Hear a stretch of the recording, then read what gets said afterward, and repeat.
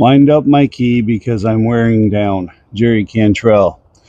All right, so it's Red Friday. Please remember, everyone deployed. We have people all over the planet doing inherently unsafe jobs. We currently have a rotation of troops from Fort Stewart, 3ID, Rock of the Marne, Can Do, Send Me, heading over to replace the unit that's currently training over there, along with the rest of the units that are actually stationed there, Italy, Germany, you name it. Keeping an eye on what's going on in Ukraine. Ukraine is still currently fighting Russia and North Korea. And it's so weird to say North Korea fighting in Central Europe, Central Eastern Europe. That's just weird. Slide down to Syria. We have high-level U.S. officials heading over to finally talk to the new Syrian government that deposed Bashar al-Assad. That's still a fluid situation. Israel and Hamas have started their prisoner exchanges. That's been a little bit tumultuous, but it's happening. That's a good thing. That means they're both abiding by the ceasefire agreement. Israel is still technically fighting with Hezbollah in Lebanon because of Hezbollah's involvement with Hamas during the Israeli-Hamas war. It's more protesting, and it's kind of deadly because Hezbollah people are pushing the issue. And honestly, I can see their point. I also see Israel's point. In the news, you'll hear that Israel and Egypt kept their military aid while the rest of the world lost theirs. There's a reason for that. If you look into the Camp David Accords, and this is going to be a paraphrasing, not directly from the Accords. I was stationed over in Egypt, so I kind of read up on what I was getting myself into when we got the order that we're going. And that is that Israel and Egypt are to remain at parity militarily to keep stability in the region.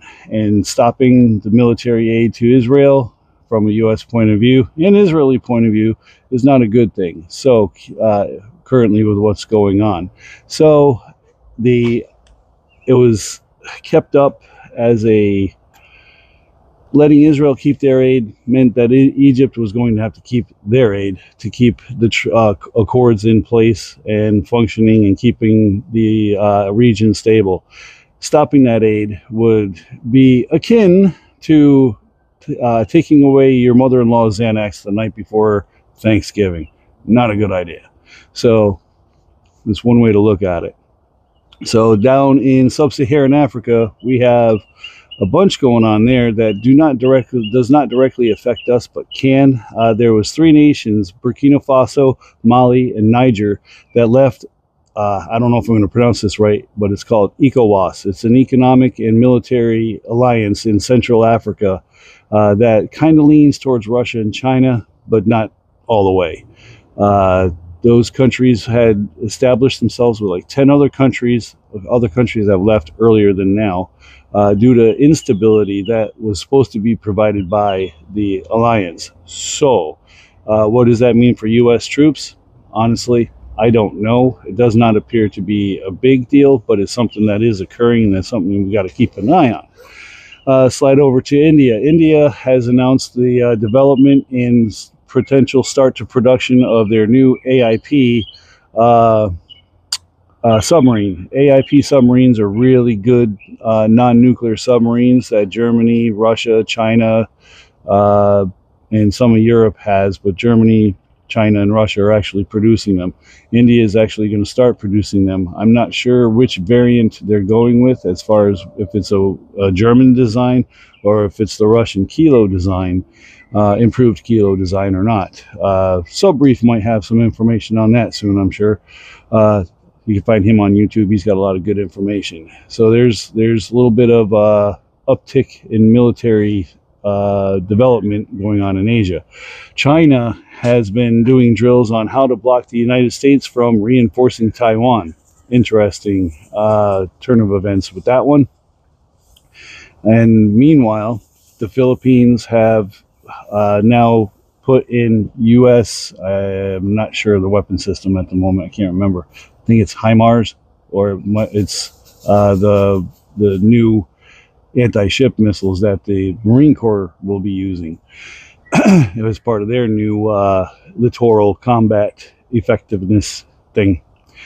So Philippines are doing that. The U.S., France, and the Philippines have been doing drills with France with the aircraft, France and the United States with the aircraft carrier and the LHD or LHA, whichever it is, the America doing conducting joint operations with the Philippine Navy and their Army.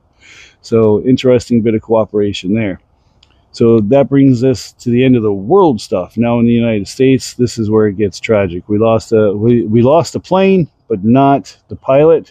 An F-35A Air Force variant crashed in Alaska. Crazy video of that one. If you watch it, it just looks like a leaf falling out of the sky at a lot faster than a leaf normally does. Pilot ejected, which is good. No clue what happened there. The worst thing is the helicopter versus CRJ 700 accident in Washington, D.C. as the CRJ tried to land at Reagan National. I'm not going to say anything about that because it's too early in the investigation to even give any of my real thoughts other than what I've given in Messenger to a few people.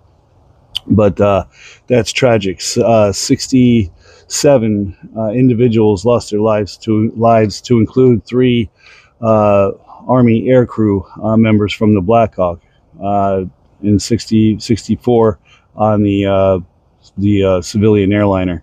Such a tragic accident that it's hard to fathom. That's 67 people that are not going home to their families, to include 3 of my brothers and sisters. I don't know the makeup of the crew, so I'm adding a sister. But just a crazy week. This is all 1 week from the last time I talked to y'all about Red Fridays, and I realize this is a super long video, but there's a lot of good information in it, so I hope you didn't scroll. And if you did, you didn't hear me say that, so it doesn't matter. So anyway, this has been day 1504, 22 for 22.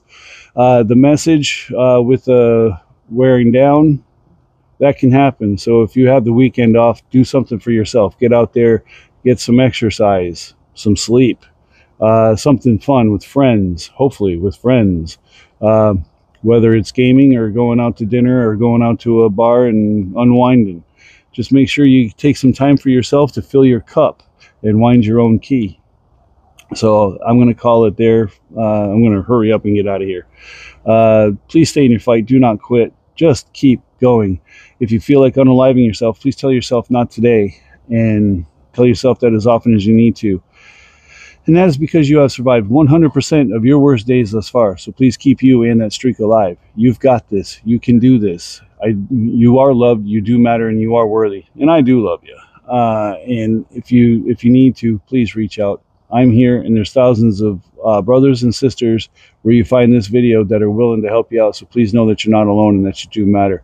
We'll see you here probably Sunday to make up my video. I got another Young Marine event tomorrow, so it's going to be a tough one to get that going. Anyway, I love you all. Go out there, have the best weekend that you can, and we'll see you next time. Glad to have you on my journey, and I'm glad you have me on yours. I appreciate y'all. Love you. Tough out.